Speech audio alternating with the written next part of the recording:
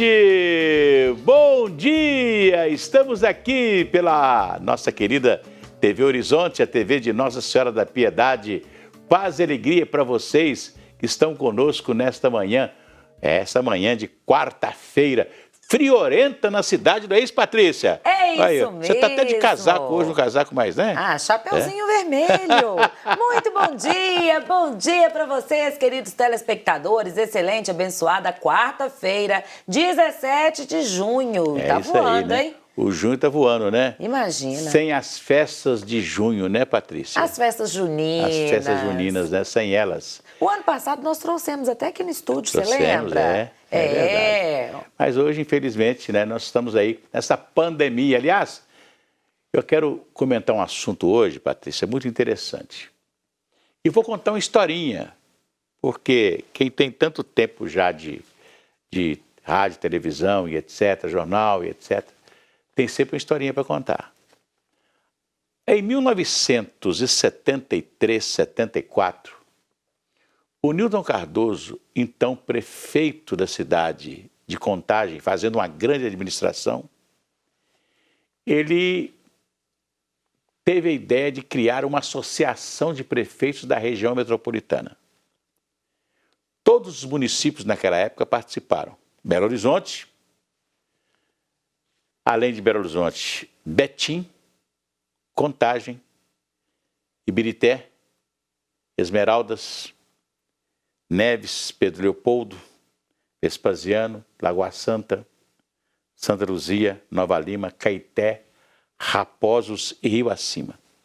Eram 14 municípios. Hoje, a região metropolitana, ela tem mais municípios, porque naquela época tinha a região metropolitana e o anel metropolitano.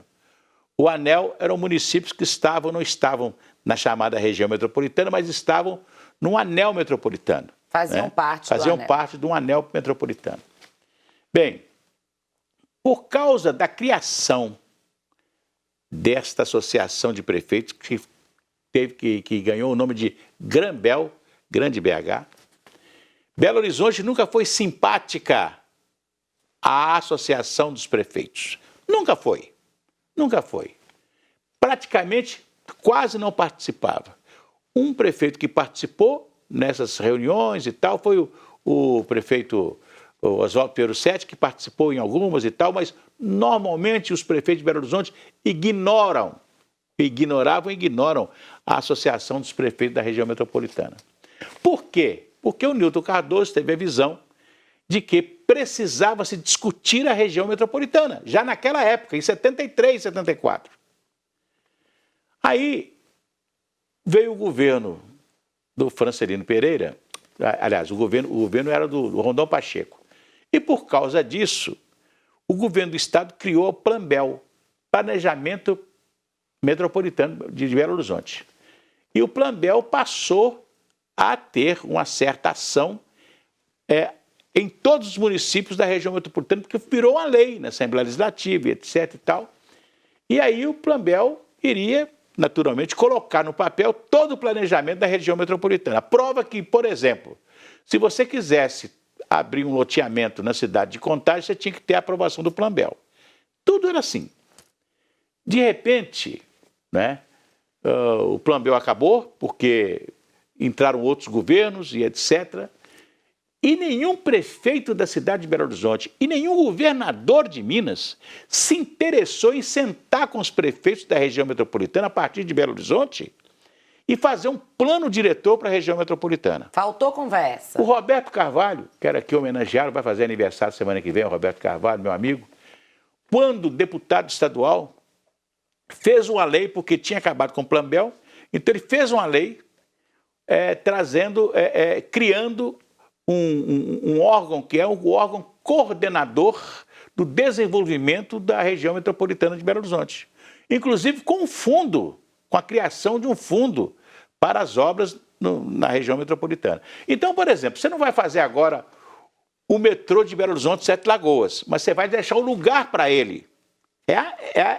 O que nós chamamos de fazer o planejamento. Né? Você tem que...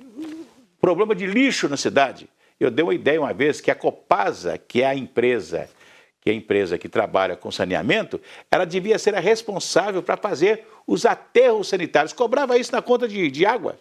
Uma taxa, né? Uma tarifa. A tarifa da destinação do lixo. Ela podia ter os aterros sanitários. Aí, um aterro sanitário que vai atender Neves, Pedro Leopoldo, atende a região de Venda Nova toda, né?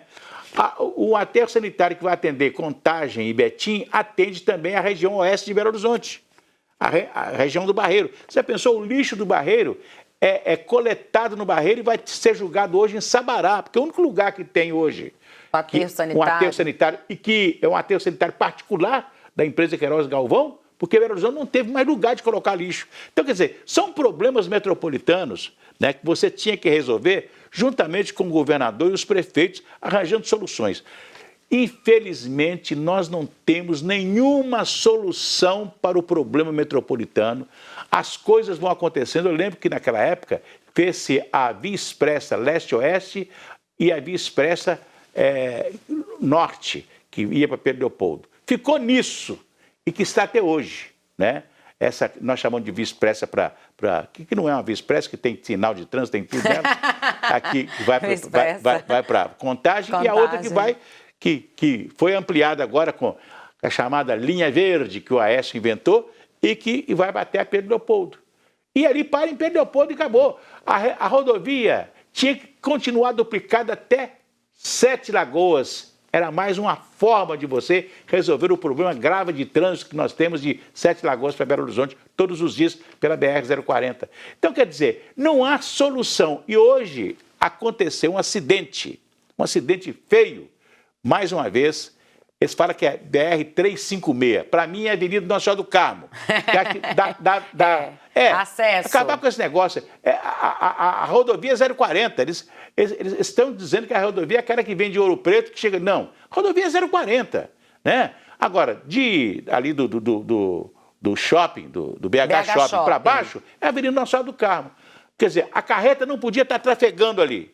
Ela trafegou pelo horário. Trafegou, tombou, matou um motorista, um vigilante que estava saindo do seu serviço, indo para a firma novamente, subindo ali a avenida ali, e de repente uma carreta vem em cima dele e mata esse moço. Por quê? Porque nós não temos obras. Cadê o rodoanel? Que nós precisamos do rodoanel, né? Para a carga pesada que trafega por Belo Horizonte para ir para as rodovias, para 040, para 381 Norte, para 381 Sul e etc. Tal. Essa carga pesada está passando dentro da cidade, infelizmente, não é? Então, quer dizer, eu faço aqui um apelo, né? Eu fico vendo aí o prefeito Alexandre Calil, briga aí, brigador e tal, não sei o quê, mas até hoje não pensou nada para a região metropolitana. Belo Horizonte não fez uma obra nova, não tem nada de novo na cidade, né? E a região metropolitana entrega as traças. Tem um governador, o Romeu Zema, coitado, ele é lá de Araxá. Agora que ele está conhecendo Belo Horizonte. Outro dia ele foi no Mercado Central, foi a maior alegria dele. Ele não conhecia o Mercado Central. Quer dizer, ele está completamente desalinhado das nossas necessidades. Não tem um líder político na cidade de Minas Gerais que pudesse agora conduzir, né, a gente pelo menos para planejar.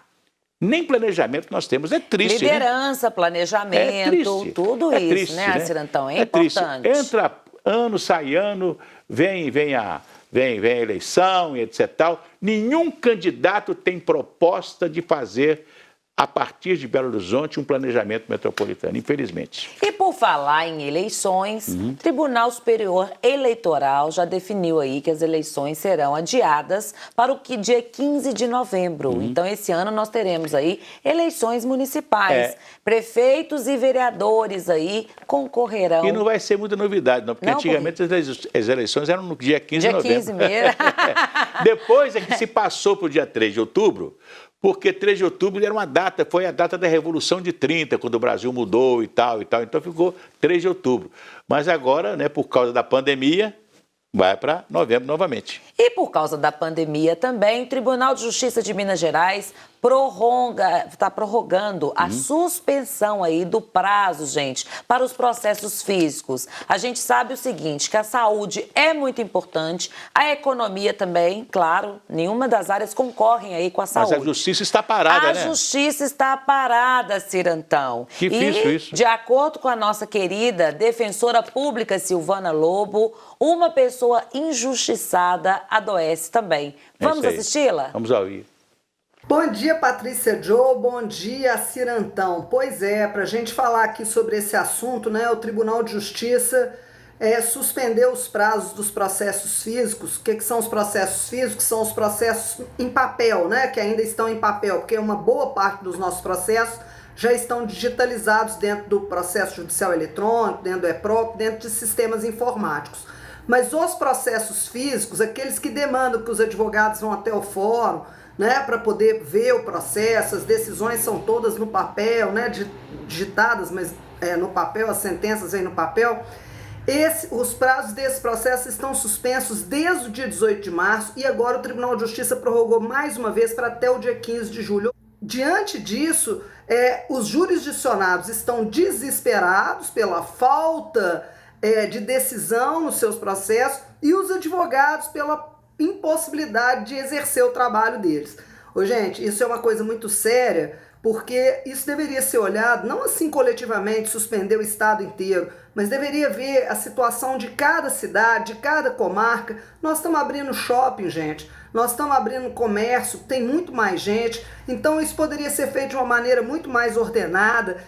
O que eu sei é que não pode ficar essa prorrogação indefinida até o final do ano, ou mais um, ou mais dois, porque nós não sabemos o tempo que essa pandemia vai durar. Então, o ideal é que se digitalize todos os processos e, enquanto isso não for feito, que se faça uma análise individualizada de cada comarca para permitir o trabalho dos advogados e dar aos jurisdicionados a justiça, que é aquilo que a gente espera, cumprindo a determinação da Constituição com a segurança de manutenção da saúde, tanto dos serventuários da Justiça, dos funcionários públicos, dos juízes e também de todas as pessoas que lá dentro convivem, inclusive dos advogados.